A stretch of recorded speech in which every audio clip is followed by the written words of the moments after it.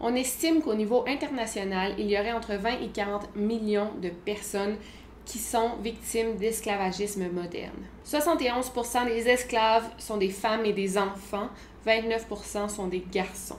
À chaque année, le trafic humain rapporte plus de 150 milliards de dollars. Et parmi ces profits, 99 milliards de dollars proviennent du trafic sexuel. Selon Interpol, une femme trafiquée peut rapporter entre 75 000 et 250 000 dollars par année. Par exemple, une femme achetée pour 1 500 dollars peut rapporter environ 100 dollars de l'heure et c'est ce qui est le plus terrifiant, c'est un bon investissement. En me lançant dans cette vidéo, j'avais aucune idée à quel point j'allais être choquée parce que j'ai lu.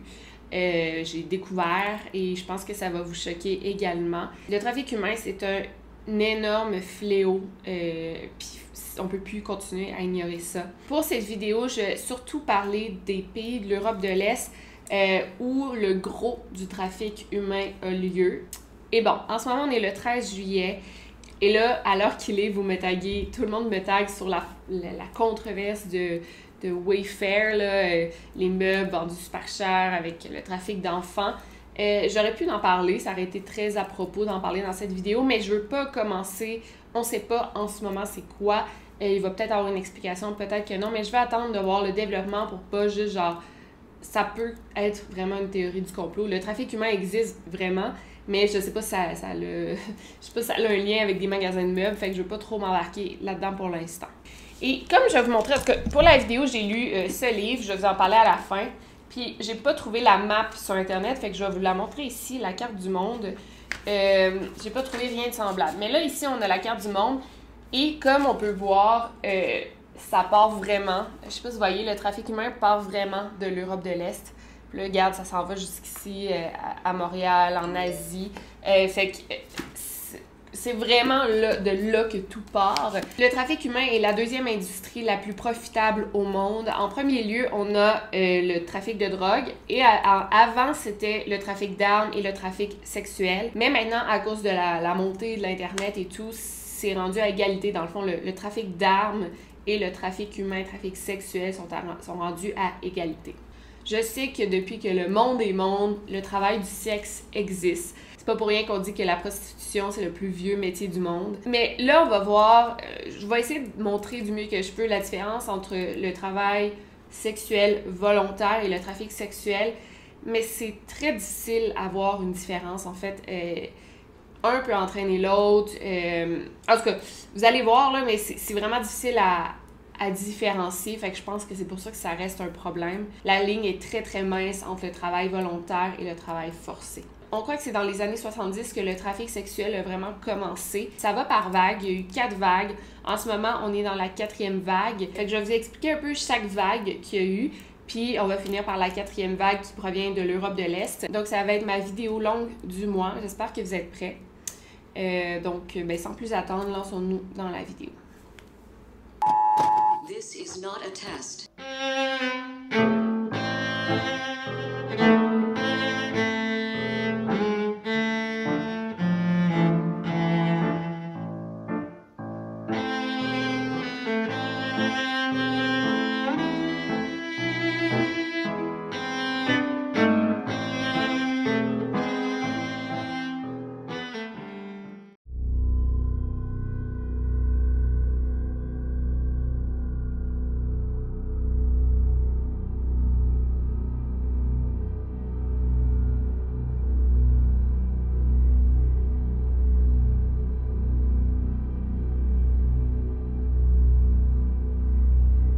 Durant la première vague qui a eu lieu environ dans les années 70, la majorité des femmes trafiquées provenaient de l'Asie du Sud.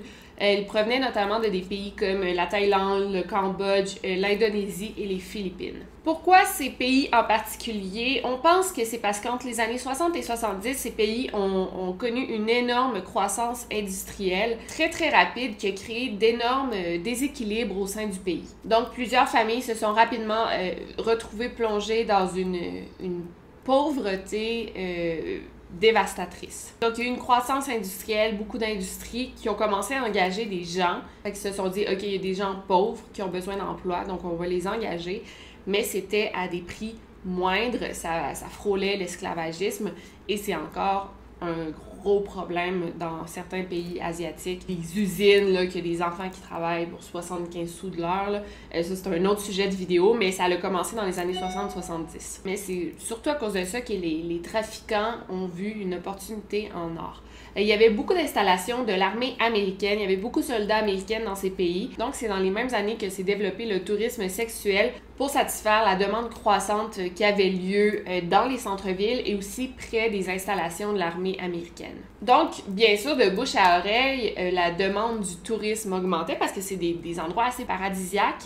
Fait qu'ils disaient « Ah, ben tu devrais aller en Asie du Sud, c'est super beau. » Fait qu'on essayait de faire augmenter le tourisme, mais en même temps, on faisait augmenter le tourisme sexuel. Et le gouvernement, tristement, devait se fermer les yeux sur ce trafic sexuel qui avait lieu dans leur pays parce que s'ils mettaient plus de règles, bien, ça allait empêcher le tourisme, mais le tourisme les aidait énormément au niveau économique. Il y a beaucoup de ces pays qui vivent pratiquement juste du tourisme. Fait que si tu empêches le tourisme sexuel, tu coupes de moitié presque tes profits. Donc, les industries du tourisme sexuel ont grossi, ils ont prospéré et ont augmenté. Et maintenant, ce qui est à la mode, c'est le tourisme sexuel d'enfants.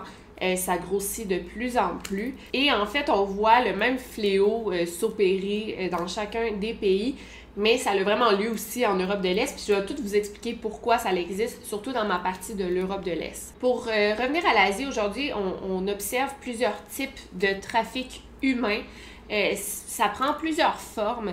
Premièrement, il y a le trafic sexuel d'enfants. On observe qu'il y a beaucoup de pédophiles qui se rendent dans des pays d'Asie du Sud, surtout aux Philippines, ce qui est totalement dégueulasse. Et il y a tellement de clients qui y vont qu'on réussit à établir un genre de profil du pédophile touriste parfait. Le voici, c'est surtout des hommes européens et américains qui sont mariés avec des enfants. Ils ont une bonne quantité d'argent pour se rendre aux Philippines. Et tristement, avec l'arrivée de l'Internet, il y a de plus en plus d'enfants qui sont victimes de trafic humain. Fait que là, la demande est énorme et les gens n'ont même plus besoin de se déplacer pour satisfaire leurs besoins de pédophilie. Ils peuvent le faire sur Internet. Ils ont quand même besoin d'enfants pour des vidéos, des photos. Fait que ça va en augmentant. Ils ont juste à se connecter sur Internet pour voir des enfants se faire violer et torturer. Il y a aussi tout le principe des Mail Order Bride, des agences qui vendent l'opportunité pour des Américains, des Canadiens, des Européens de se commander des jeunes femmes exotiques sur Internet. Et finalement, il y a aussi le trafic d'organes d'enfants. Il y a beaucoup d'enfants qui sont kidnappés et amenés à l'international pour qu'on vende leurs organes. Bien sûr, le trafic sexuel en Asie est encore très, très, très présent. Là, c'est quasiment rendu un cliché. Mais ça nous a entraîné vers une deuxième vague qui a eu lieu dans les années 80.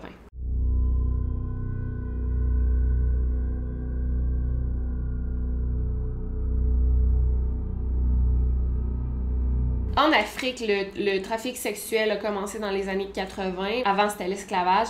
Maintenant, trafic humain, c'est la même chose en fait, là, mais ça existe encore aujourd'hui.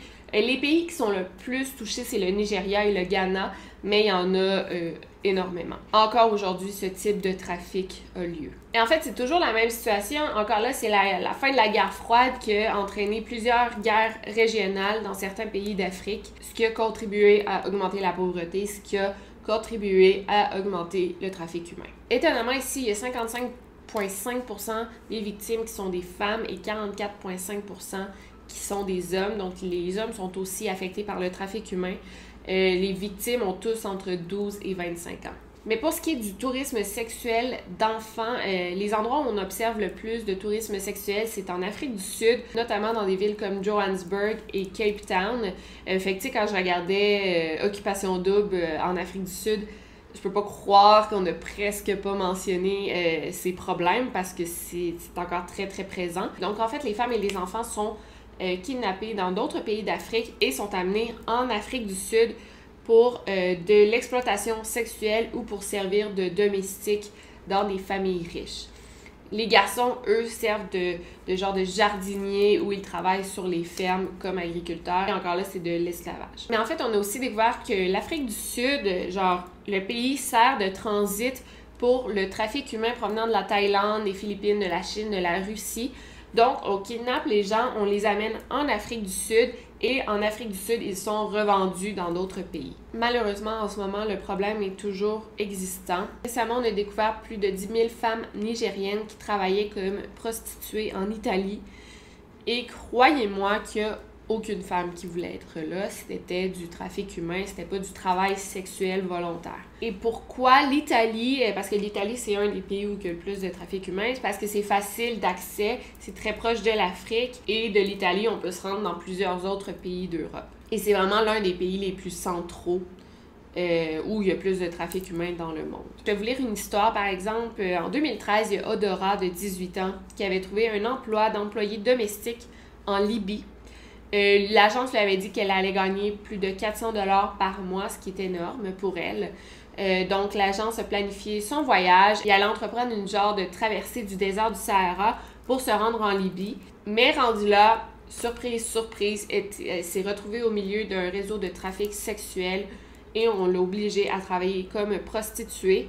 Elle n'avait aucun moyen de s'enfuir. Elle a été secourue à l'âge de 24 ans et on l'a ramenée au Nigeria. Et on a découvert que l'Afrique, c'était un point de transit pour amener du trafic humain, des employés sexuels ailleurs dans le monde. Donc, ce phénomène a amené à une troisième vague qui a eu lieu dans les années 90.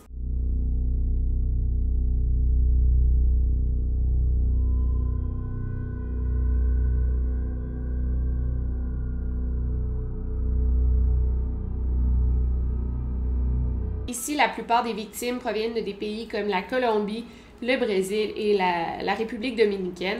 C'est presque toutes des femmes et des enfants qu'on force à se prostituer, à danser nues dans des bars ou à faire de la pornographie. Pourquoi ces pays en particulier? C'est que la plupart des victimes, comme vous savez, ils sont issus de la pauvreté. C'est plusieurs femmes des Premières Nations aussi. Ils ont comme le même phénomène que nous au Canada, que nous, on maltraite nos Autochtones. Ben c'est pareil dans ces pays. Fait que c'est des femmes des Premières Nations qui n'ont pas d'emploi. C'est des femmes qui ont été victimes d'abus toute leur vie, qui sont analphabètes ou qui font partie d'une gang de rue. La plupart de ces filles sont trafiquées aux États-Unis, au Canada et en Europe, notamment dans les Pays-Bas, étonnamment. Bien sûr, maintenant, c'est comme une épidémie. Au départ, c'était 2-3 pays de l'Amérique latine et maintenant, il y a du trafic sexuel d'enfants qui est répandu partout en Amérique du Sud. Par exemple, le Mexique, maintenant, apparemment qu'on le surnomme le Thaïlande de l'Amérique, tellement le trafic sexuel d'enfants est présent, surtout dans des villes touristiques comme Acapulco, Cancun, Puerto Vallarta. Et là, pour la vidéo, comme je vous ai dit, je me concentrais sur la quatrième vague, qui est l'Europe de l'Est et l'Europe centrale. C'est la plus récente, c'est la plus actuelle. Mais tristement, quand il y a l'arrivée d'une nouvelle vague, ça ne veut pas dire que les vagues antérieures cessent. Non, elles continuent. C'est juste qu'une nouvelle vague qui s'ajoute au problème, mais il y a encore énormément de trafic sexuel en Amérique latine, en Asie du Sud et en Afrique. Et tous les endroits que j'ai nommés à date sont encore très, très, très lucratifs en matière de trafic sexuel.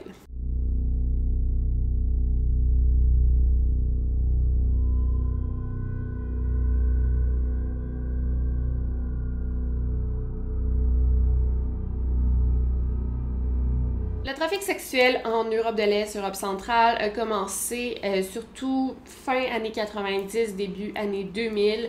On pense que ça a été causé par la dislocation de l'URSS en 1991, ce qui a créé une crise économique dans certains de ces États qui ont été plongés dans une pauvreté extrême et ça a été le cas de plusieurs familles. Et c'était rendu à un point tel là, qu'il y a des fillettes mineures qui devaient aller trouver des emplois, qui devaient aller dans la rue pour chercher de l'emploi pour pouvoir aider leur mère et pour pouvoir nourrir leur famille, leurs frères et sœurs, leurs parents. Et juste pour les femmes, le taux de chômage a augmenté de 80%. C'est énorme, fait que définitivement, il y avait quelque chose qui devait changer. Donc, je vais vous peindre un portrait.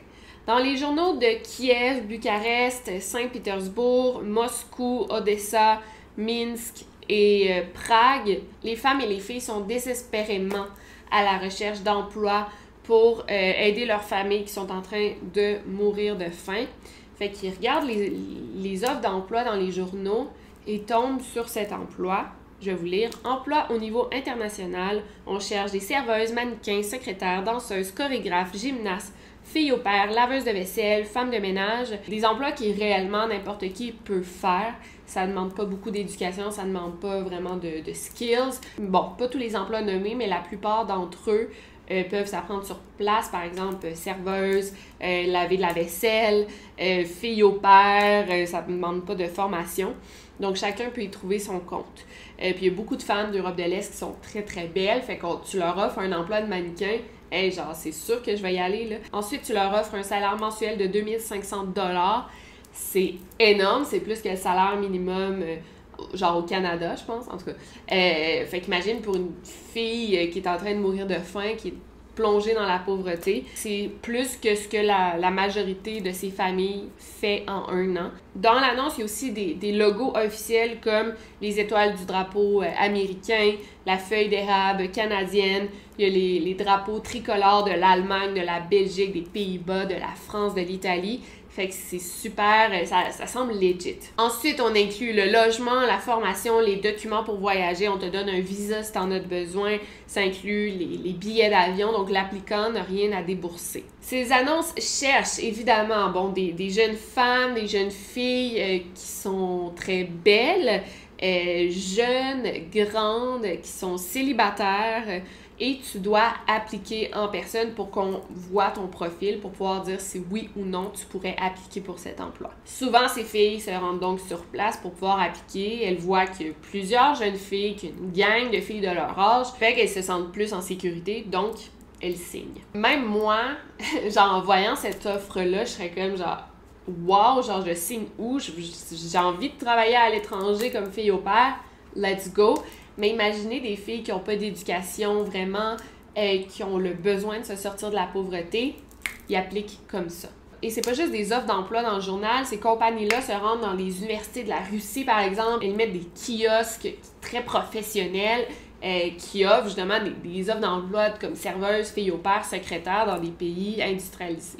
Une autre fois, c'est un impresario de l'Ukraine qui avait formé un groupe de danse promettant une tournée européenne dans 5 grosses villes d'Europe. Fait qu'il a attiré des filles comme ça. Parfois, c'est des amis de la famille qui s'approchent auprès des familles des jeunes filles pour gagner leur confiance en disant « Hey, j'ai un emploi très intéressant pour ta fille. » Puis elle va pouvoir gagner de l'argent pour toute la famille. Eh bien, comme vous en doutez, dans 95% des cas, ces emplois n'existent pas. Plus de 175 000 femmes par année sont victimes de ce genre de scam. Je vais vous donner l'exemple de Tania, par exemple. C'est une parmi tant d'autres. C'est une belle jeune femme ukrainienne. À l'âge de 4 ans, elle a été abandonnée par son père. Fait que c'est sa mère qui l'a élevée. Elle et son jeune frère handicapé. Mais là, en 1998, dans la jeune vingtaine, Tania voulait trouver un emploi pour aider sa mère à joindre les deux bouts. Il était tellement dans le besoin que parfois, pendant plusieurs mois, il y avait juste genre du pain et de l'eau à se mettre sous la dent. Tania étudie à l'école, elle fait une technique, mais elle ne réussit pas à trouver d'emploi. Un ami de sa mère lui propose un emploi à l'étranger.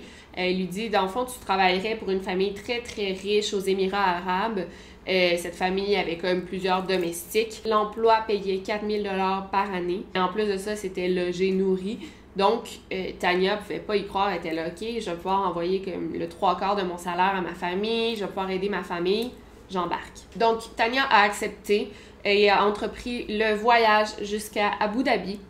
Rendue là, elle a été amenée dans une maison de prostitution où un pimp lui a dit qu'il venait juste de l'acheter pour 7 000 $ et qu'elle devait travailler comme prostituée pour payer sa dette. Et là, écoutez bien ça, après 3 mois en captivité, Tania a réussi à s'enfuir. Elle s'est rendue dans une station de police pour dire qu'elle avait été kidnappée et qu'on la forçait à se prostituer. Et là, la police l'a arrêtée pour prostitution. Ils l'ont foutue en prison pendant 3 ans. Elle est sortie en 2001 et elle a été déportée dans son pays d'origine, l'Ukraine. C'est dégueulasse, c'est une histoire horrible, mais ça, c'est une histoire sur des millions d'histoires. J'espère que personne pense ça, mais peut-être que vous dites « Ah ben les jeunes filles, ils ont juste à pas tomber dans le panneau. » Ça serait très con de penser comme ça. Puis tu vois pas qu'il y a pire que ça, que des jeunes filles on leur promet un emploi elles se rendent sur place puis on les force à se prostituer. Mais il y a pire. Ça arrive surtout dans des endroits ruraux de la Russie, ça arrive aussi en Moldavie, en Bulgarie. Il y a des jeunes femmes qui marchent dans les rues et il y a des autos qui s'arrêtent auprès d'elles pour les kidnapper et les vendre. Fait que là, c'est pas juste que toi, tu t'es inscrit pour un emploi, c'est rendu qu'on t'enlève, on te kidnappe pour t'amener dans d'autres pays pour te vendre.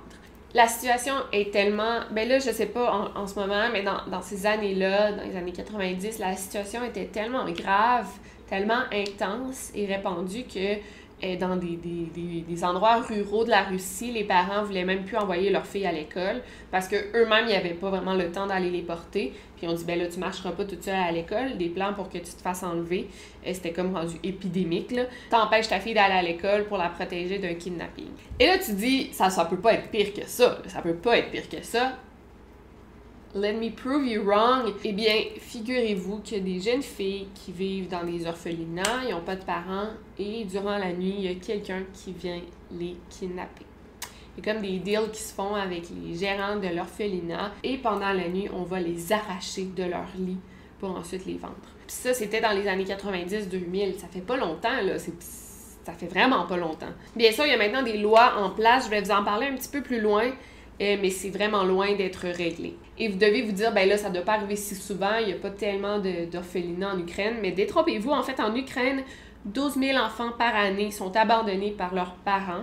14% de ces enfants sont en bas de 7 ans. Et en Roumanie, c'est un phénomène tout autant effrayant. Il y a plus de 60 000 orphelins qui attendent d'être adoptés. On a tendance à penser, les gens qui adoptent, ils vont surtout en Asie, mais genre, en tout cas, je me disais, moi, si j'avais adopté, j'irais en Ukraine là, ou en Roumanie. C'est fou comment qu'il y a des enfants abandonnés, là, c'est horrible.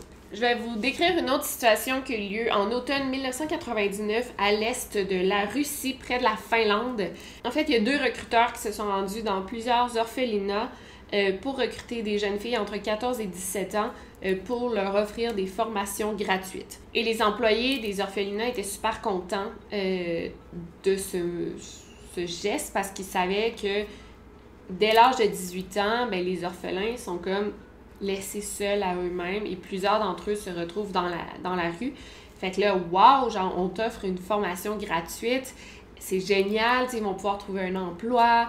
Fait que les employés des orphelinats étaient super heureux. Donc, il y a eu des entrevues formelles où il y a plusieurs jeunes filles qui ont été sélectionnées et on leur offrait une formation pour étudier l'art de la cuisine en Chine.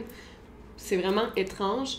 Mais bon, why not, là, c'était vraiment incroyable parce qu'on leur offrait une formation gratuite, le billet d'avion gratuit et en plus de ça, à la fin de leur cours, il allait avoir un emploi garanti pendant 2 ans. Il y a environ une trentaine de jeunes filles qui ont été acceptées. Elles étaient super excitées à l'idée de connaître un autre pays. C'était toutes des belles jeunes filles. Fait qu'ils ont fait leur bagage et une semaine plus tard, on les a embarquées dans un autobus en direction pour l'aéroport ou peut-être qu'elles allaient aller par les voies terrestres. Mais peu importe, elles se rendaient à leur formation. Mais au lieu de se rendre vers la Chine, l'autobus a comme pris une autre direction et se rendait plutôt en Allemagne. Et en effet, elles sont arrivées en Allemagne, on les a toutes placées dans un appartement et on a fermé à clé. Elles n'avaient aucune nourriture ni même de l'eau potable. Mais là, tout ça a empiré quand il y a des pimps qui se sont rendus sur place pour leur crier dessus, les battre. Et quelques jours plus tard, une par une, on ordonnait les filles de se mettre nues au milieu du salon. Il y avait des hommes qui venaient les observer et les acheter. Ensuite, les filles ont été dispersées et amenées dans des maisons de prostitution un peu partout en Allemagne où on les obligeait à avoir des relations sexuelles avec des hommes 10 fois par jour. Après 6 mois, il y a quelques-unes d'entre elles qui ont réussi à se sauver et les autres ont été sauvées grâce à une descente policière. Et vous vous demandez sûrement pourquoi les jeunes filles s'enfuient pas. Des fois, elles sont avec des clients, elles peuvent s'enfuir en courant. C'est qu'elles deviennent brainwashées carrément. On leur dit que si elles ont le malheur de s'enfuir, qu'on va les retrouver très rapidement et qu'on va les tuer. Et pas pour ce cas-là parce qu'ils n'ont pas vraiment de famille, les orphelines, mais dans d'autres cas aussi, on dit si tu t'enfuis, on va tuer ta famille, on sait où elle habite, ou on va envoyer des images de toi à ta famille, de toi qui te prostitues. Fait que, les jeunes filles veulent pas prendre le risque de mettre en danger leur famille. Donc, elle continue. Il y a d'autres moyens pour punir ces jeunes filles. On les enferme dans des caves très, très sombres. Elles sont enchaînées pendant plusieurs jours sans eau, sans nourriture. Il y a des rats. Elles doivent faire leurs besoins dans des chaudières. J'ai lu aussi qu'une fois, il y a une fille qui a refusé d'avoir du sexe anal avec un client. Donc, pour la punir d'avoir refusé un client, il y a 5 pimps qui ont passé dessus et qui l'ont forcé à avoir du sexe anal. Ben, en fait, qui l'ont sodomisé de force. Il y a plusieurs filles qui finissent par se suicider, ou du moins, elles font des tentatives de suicide. Et même si tu obéis, tu te fais maltraiter parce que c'est un moyen de briser les filles, si on veut. Elles sont battues, brûlées avec des cigarettes, violées. Parfois, les pimps, ils vont trop fort et il y en a quelques-unes d'entre elles qui meurent carrément. Ben oui, parce que les pimps l'ont trop frappée, ben elles meurent. Juste en Italie, là... selon les statistiques, il y a une prostituée étrangère qui n'est pas italienne qui est tuée à chaque mois. Il y a vraiment des histoires d'horreur, là. Une fois en Turquie, il y a 2 jeunes Ukrainiennes qui ont été jetées par le balcon d'un édifice pendant que les 6 autres filles captives regardaient. Fait que ça, c'était un moyen de faire peur aux 6 autres filles. En Serbie, il y a une jeune femme ukrainienne qui a été décapitée devant les autres femmes trafiquées. Tout ça pour leur faire peur et leur dire « si tu désobéis, on va te faire ça ». Aussi, ben, plusieurs jeunes filles, on les force à prendre de l'héroïne. Ça les rend plus amorphes un peu et plus soumises. Fait que les pimps les forcent à prendre de l'héroïne. Elles deviennent accros à l'héroïne. Donc, même si elles sont sauvées, ben, elles terminent dans la rue parce que elles ont des gros problèmes de drogue, elles ne peuvent pas s'en sortir, elles n'ont pas de ressources, donc elles se ramassent dans la rue ou avec des problèmes de santé mentale. Les filles sont comme prises avec 2 choix de s'en sortir, s'enfuir, on peut te retrouver et te tuer, ou la mort. Heureusement, parfois il y a des descentes policières, fait que les filles s'en sortent de cette manière, mais c'est rare.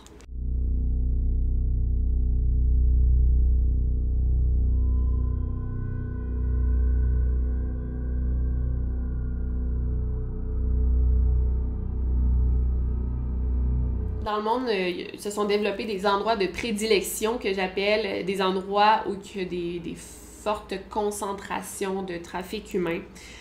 Par exemple, le Highway of Love qu'on appelle, c'est la majorité du trafic humain se fait sur l'autoroute E55 qui est connue partout dans le monde apparemment.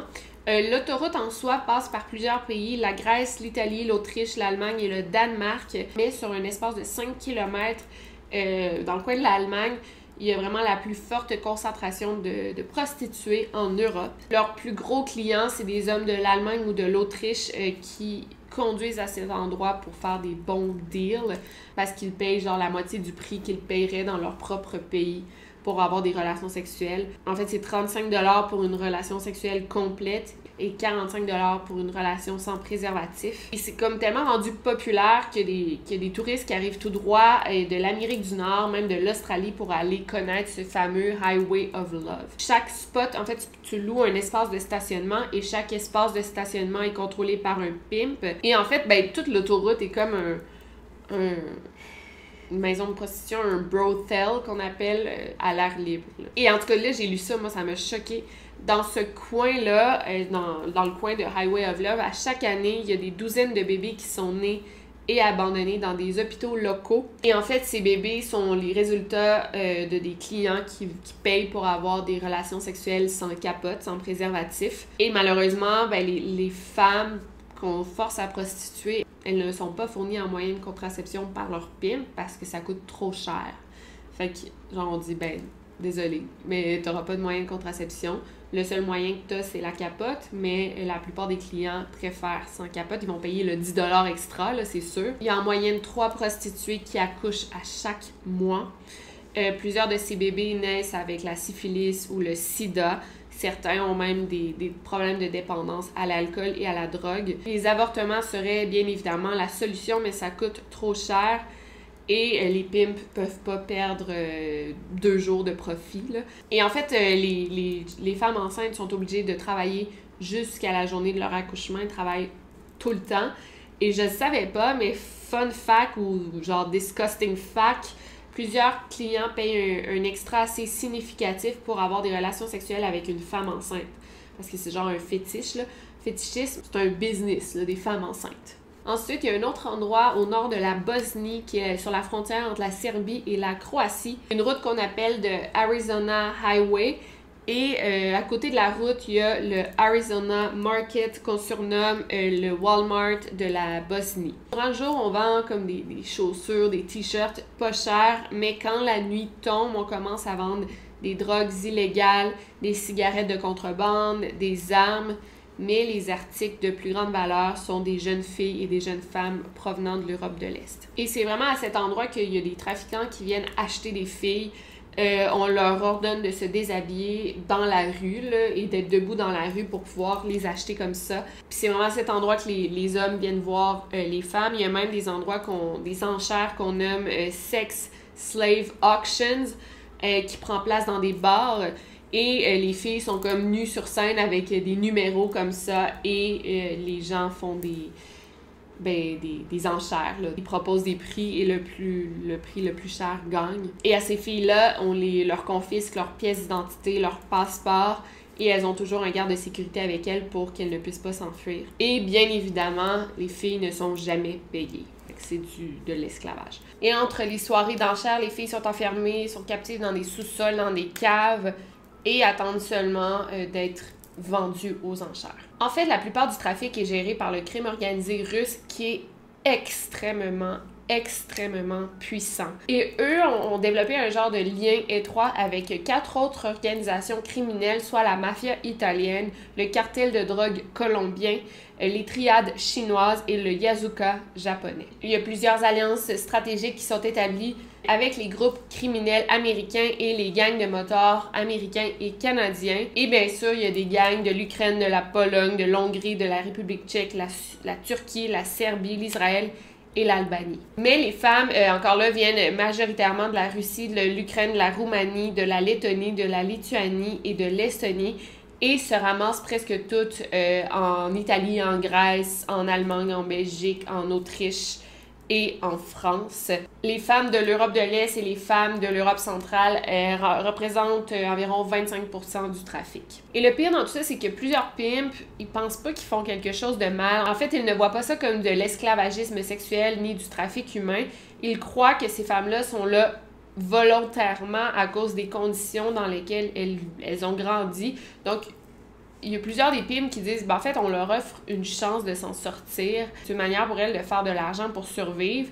Fait que certains croient qu'ils leur rendent service, mais c'est bizarre parce que la majorité des femmes ne sont même pas payées. Il y a quand même des unités spéciales qui réussissent à sauver des femmes. Il y a plusieurs organisations, il y a des policiers qui sont formés dans le trafic humain, en fait, qui sont formés à sauver des filles du trafic humain.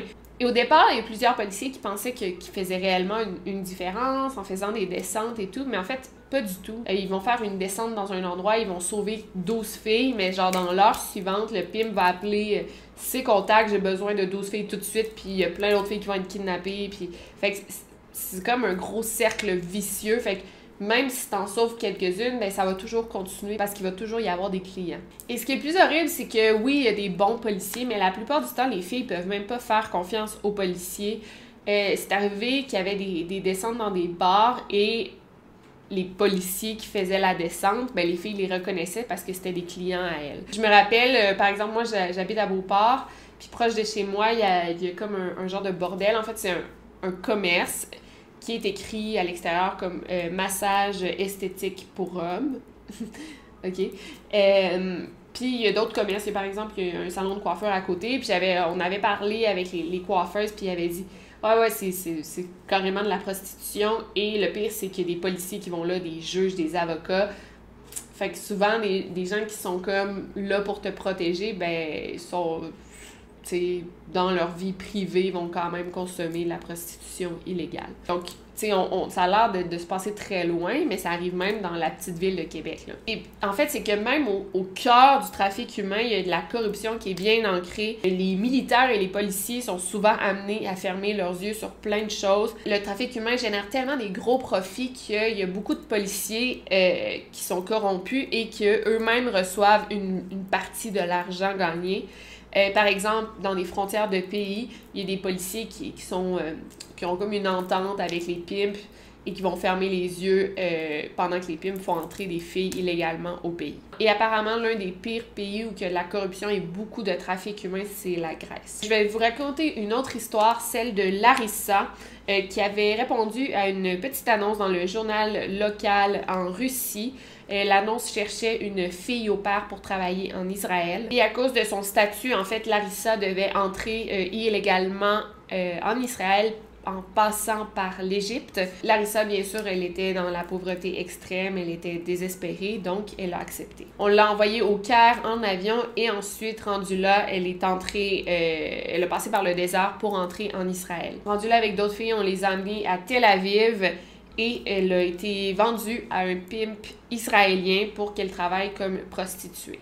C'était horrible, mais dans toute sa malchance, elle a eu de la chance, entre gros guillemets, parce qu'une semaine après son arrivée, il y a eu une descente policière où elle travaillait, où elle se prostituait de manière forcée.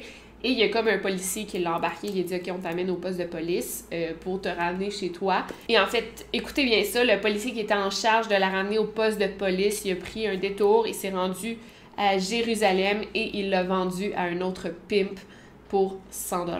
Heureusement, après plusieurs mois, la jeune fille a réussi à se sauver et elle a pu raconter son histoire. Et en fait, les militaires américains et canadiens sont aussi la cause du trafic humain. Par exemple, en Corée du Sud, il y a une centaine de bases militaires américaines et près de chaque base militaire, il y a plusieurs brothels, donc des bordels un peu spécifiques pour les soldats américains. Il y a même des bars là, de danseuses avec des affiches, ça dit pour étrangers seulement, où on peut y trouver des hôtesses russes ou thaïlandaises qui attendent les soldats américains. Fait que, genre, il y a plusieurs bars de danseuses qui sont juste là pour satisfaire les soldats. Et ça, c'était dans les années 2000. On pensait pas que ça pouvait empirer, mais on avait tort.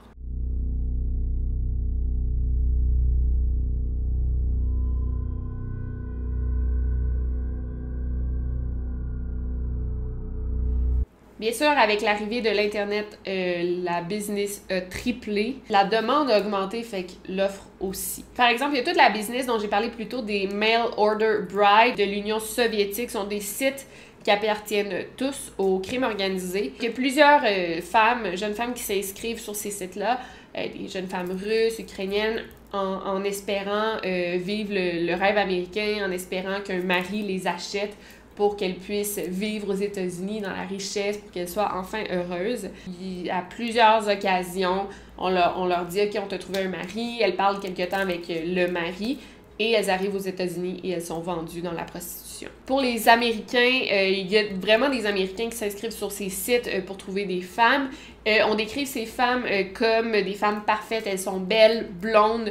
Apparemment qu'elles sont beaucoup plus patientes que les Américaines. On rajoute qu'elles ont une estime de soi très très basse, alors que les Américaines se croient supposément comme des déesses. Donc, les femmes russes vont très très rarement laisser leur mari. Elles sont intelligentes, toujours propres, elles sont rarement en surpoids. Et là, ça dit sûrement à cause du stress permanent et le fait que la nourriture est très chère dans ces pays. C'est dégueulasse. Fait que ça, c'est comme une description des femmes de l'Europe de l'Est qu'on vend aux hommes américains pour qu'ils achètent. Mais en fait, les Mail Order Brides sont pas toujours pour le mariage. Ces agences organisent des voyages organisés de une à 2 semaines où l'homme, souvent américain, va rendre visite à sa future femme dans son pays, en Ukraine, en Russie, en Roumanie. C'est comme des sex vacations, en fait. Puis après 2 semaines, ben, ils disent « moi, je suis satisfait, là, j'ai plus besoin de me marier avec cette femme-là. » Fait qu'ils reviennent dans leur pays après avoir eu du sexe avec une jeune fille de 20 ans. Et ces industries rapportent des millions de dollars. Fait qu'en gros, ces sites-là sont légaux, pis c'est carrément de la vente d'esclaves, puis on accepte ça, genre, sans problème. Bien sûr, il y a quelques-uns de ces sites qui sont legit.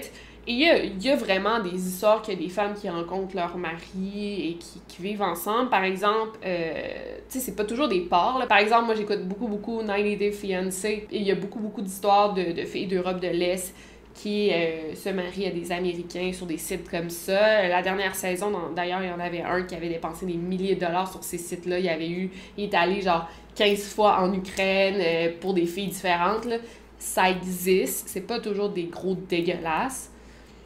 Mais mais c'est rarement honnête, là, ces sites-là. Et qu'en est-il de la pornographie? En fait, la pornographie, c'est une industrie. Il y a beaucoup de jeunes femmes qui, honnêtement, veulent devenir des actrices porno, qu'elles le font par plaisir. C'est mal de stigmatiser la pornographie, c'est vraiment pas ça que je veux faire. En fait, si une femme est bien dans son corps et elle veut exploiter sa sexualité, go for it. Genre, j'ai rien à... Je suis vraiment pas contre ça. Mais en fait, ça devient difficile de différencier des travailleuses du sexe qui font ça parce qu'elles aiment ça, genre les cam girls, les porn stars, même les filles qui ont des comptes OnlyFans. La majorité de ces femmes-là font ça par plaisir. Mais il y a aussi les autres femmes qui sont obligées de faire ça. Et en fait, la question, c'est est-ce que la pornographie est connectée au trafic sexuel? Et en fait, je suis vraiment désolée de vous dire ça, mais l'industrie de la porn et le trafic sexuel sont comme ça.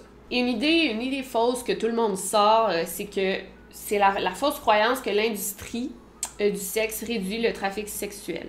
Ça, on dit toujours ça comme argument et c'est totalement faux. Dans 9 pays, 49% des femmes exploitées disent qu'on a fait des vidéos porno d'elles avant qu'elles soient vendues pour du sexe. Fait que la plupart des vidéos porno, là, ben, genre 49%, ça vient de des jeunes filles qui ont été vendues. En fait, il y a un gros marché des vidéos pornographiques qui représentent du sexe hardcore ou même des faux viols.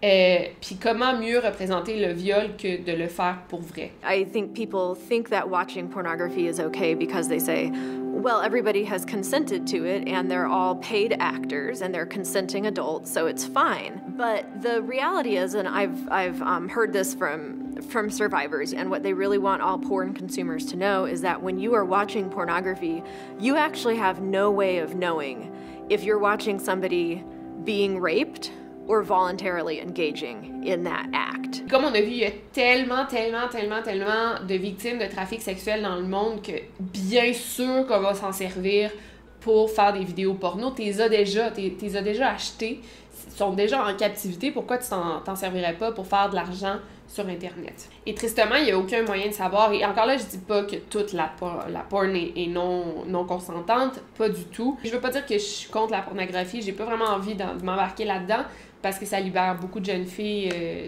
de plusieurs tabous. Mais c'est important que quand on consomme quelque chose, de se renseigner un peu sur d'où ça vient et si c'est vraiment éthique. C'est le même principe avec la prostitution. Tu sais, oui, ça existe la prostitution légale, des travailleuses du sexe qui font ça parce qu'elles le veulent. Et en fait, c'est la même chose pour toute l'industrie du sexe, les bars de danseuses, les salons de massage, les peep shows. L'industrie du sexe est risquée parce que c'est quasi impossible de savoir si la femme est là par plaisir ou pas. Posez-vous des questions. Est-ce que la fille est là par besoin, par obligation ou par envie? Et ça aussi, ça arrive beaucoup, genre on place toutes les jeunes femmes de l'Europe de l'Est dans un seul moule ethnique et on les appelle des belles jeunes femmes russes. Et je sais pas si vous avez déjà vu ça, là, dans n'importe quelle grosse ville, ça arrive de passer devant un commerce, puis là c'est écrit genre massage nu complet fait par des belles Russes. C'est offert pour 60$ dans n'importe quelle grosse ville du type New York, Miami, Chicago, Los Angeles, Montréal, Toronto. Et aussi dans toutes ces villes, il y a des services d'escorte et la majorité des filles sont russes. Là, on les appelle des Russes, même si des fois elles viennent de d'autres pays. Là, mais même dans les bars de danseuses, dans les peep shows, beaucoup des jeunes femmes qui sont là viennent des pays d'Europe de l'Est.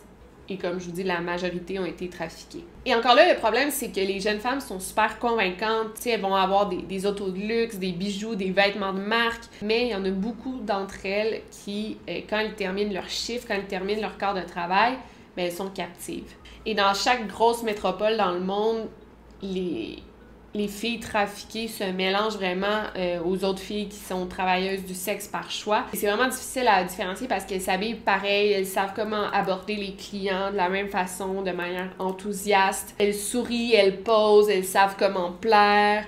Mais plusieurs d'entre elles sont carrément des esclaves sexuels. Comment les différencier? La plupart des clients s'en foutent et font pas attention. Mais s'ils étaient un petit peu observateurs, ils verraient quelques signes qui dénoncent. Par exemple, des bleus sur le corps, qui sont cachés avec du maquillage, des marques de fouet sur les fesses, des brûlures de cigarettes sur les bras, par exemple. Donc ça, c'est des petits indices qui peuvent nous dire que ces jeunes femmes-là sont maltraités. Et je suis sûre que si ses clients arrêtaient de penser avec leurs graines pendant quelques instants, ils pourraient voir dans les yeux de la fille qu'elle n'est pas là par plaisir, qu'elle est là par obligation. C'est une fille qui a peur, qu'elle est humiliée, elle est fâchée, elle est soumise, elle est dépressive. Et ça, ces clients-là pourraient très bien le remarquer.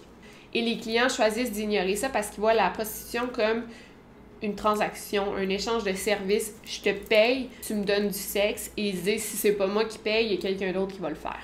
En 2000, on a créé l'Acte de protection des victimes de trafic sexuel et on a classé les pays en 3 catégories. Donc, catégorie de tiers 1, 2 et 3. Et il y a des codes de couleurs. Et sur Google, par exemple, tu peux vraiment tout voir. C'est classé par année. Tiers 1, ce sont des pays que les gouvernements respectent entièrement l'acte de protection des victimes de trafic sexuel.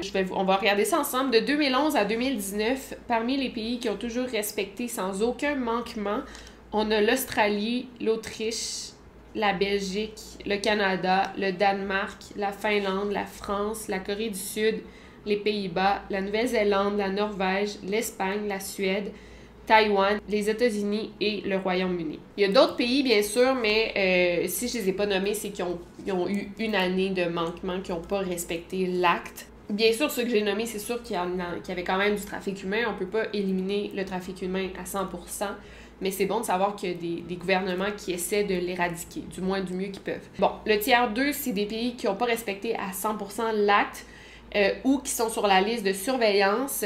Et finalement, le tiers 3 sont des pays qui ne respectent pas l'acte. Parmi les pires pays qui ont eu des manquements presque à chaque année, je vais vous les dire, on a l'Algérie, le Burundi, la République démocratique du Congo, Cuba, la Libye, la Mauritanie, la Russie, la Syrie, le Venezuela et le Yémen. Et dans les pires qui ne respectent pas du tout l'acte, on a la Guinée, l'Iran et le pire de tous, la Corée du Nord. Et en fait, dites-vous que dans toutes les grosses villes du monde, il y a du trafic humain. Fait qu'à Paris, il y en a. Comme je disais, à Montréal, il y en a. Puis moi, je me disais, mais Montréal, tu sais, c'est Québec, c'est sûr qu'il n'y en a pas. Et je me suis rappelé d'un compte Instagram qui avait fait surface il y a 2 ans où une jeune femme, racontait son histoire. Elle a partagé qu'elle était à l'université, elle s'était sentie en danger. Elle a partagé ça en story. Et là, il y a plein d'autres filles qui l'ont contactée pour dire qu'elle avait vécu la même expérience. Fait qu'on s'est rendu compte qu'il y avait plusieurs pimps qui allaient carrément sur les campus universitaires, des universités comme McGill, Concordia, Université de Montréal, pour recruter des jeunes filles. Je vais vous montrer les stories. J'étais tellement chamboulée quand j'ai entendu ça.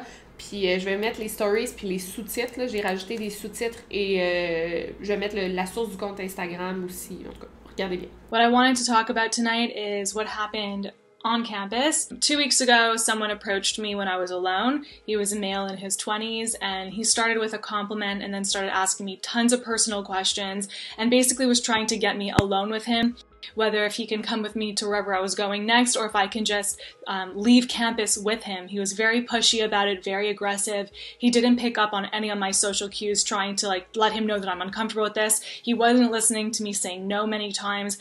And I just kept trying to leave him, and I finally did. 2 days ago, the same thing happened with a different guy this time, but the exact same line of questions, starting with a compliment, then getting into those questions, then trying to get me alone and away from the crowd. It was the exact same thing, but a different. The first one was an Asian male in his 20s. The second one that happened 2 days ago was, again, a male in his 20s. This time he was of Indian origin. So it could be pretty much any guy at this point.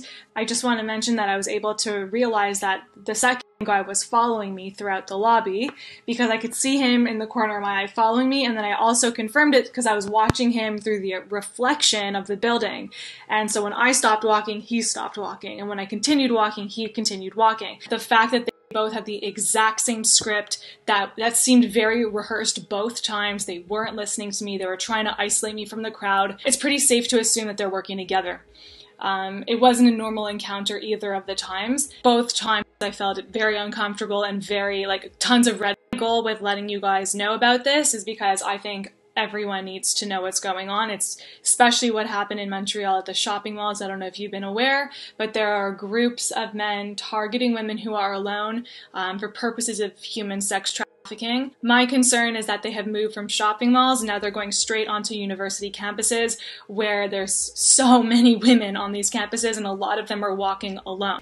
Et si on pense à toutes les jeunes filles qui disparaissent, on se demande, elles vont où? Tu sais, je sais qu'à Québec, avec le Do Network, je m'occupe du Québec, puis je vois, mon Dieu, il y a beaucoup de fugueuses, des jeunes filles dans 16-17 ans qui disparaissent. Heureusement, la plupart d'entre elles, on les retrouve, mais quelques-unes, on les retrouve jamais. Et tu sais, Montréal, c'est à côté de l'Ontario, puis je sais pas si vous savez, mais l'Ontario, c'est un hotbed pour le trafic humain, surtout de Toronto, là. Fait que, tu sais, on est à côté, fait que c'est normal qu'il va y avoir des victimes à Montréal, à Québec aussi. En tout cas, je sais pas, à Paris, là, c'est sûr qu'il y en a, mais j'aimerais ça savoir à quel point c'est, tu sais, ça doit opérer de manière différente ou pas. Ça doit être super semblable, dans le fond. Là, je sais pas pourquoi j'ai dit ça.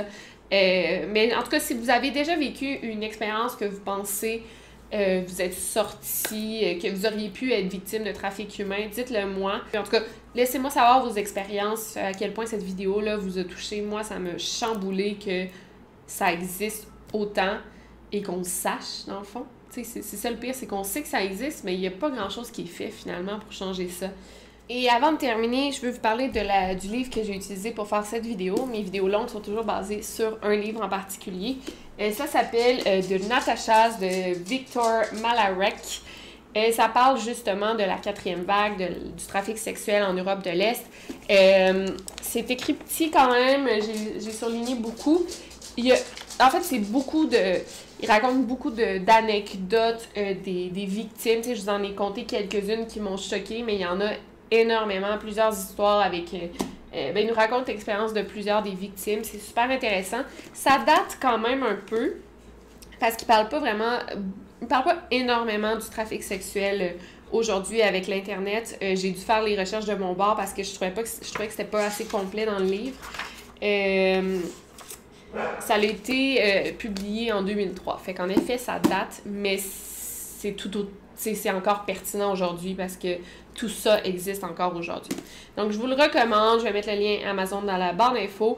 Je doute qu'il soit en français comme tous les livres de True Crime, mais je vais le chercher quand même. Et pour ceux qui parlent anglais, c'est une bonne lecture. Voilà. Si vous voulez aider, vous pouvez signer la pétition dans la barre d'infos. Je vais mettre quelques liens si vous voulez faire des dons. Moi-même, j'ai fait des dons. Fait que en tout cas, je vais mettre les sites qui sont intéressants, là, legit, pour faire des dons pour aider le trafic humain ou les jeunes femmes trafiquées. Donc voilà pour cette longue vidéo du mois. J'espère que vous avez aimé. Et encore là, je garde l'œil ouvert pour toute la controverse de Wayfair. Mais je veux pas faire une vidéo juste parce que c'est viral en ce moment. Je veux attendre et prendre mon temps. Vous savez comment je suis. Donc sinon, abonnez-vous à ma chaîne. Laissez-moi un thumbs up, un commentaire.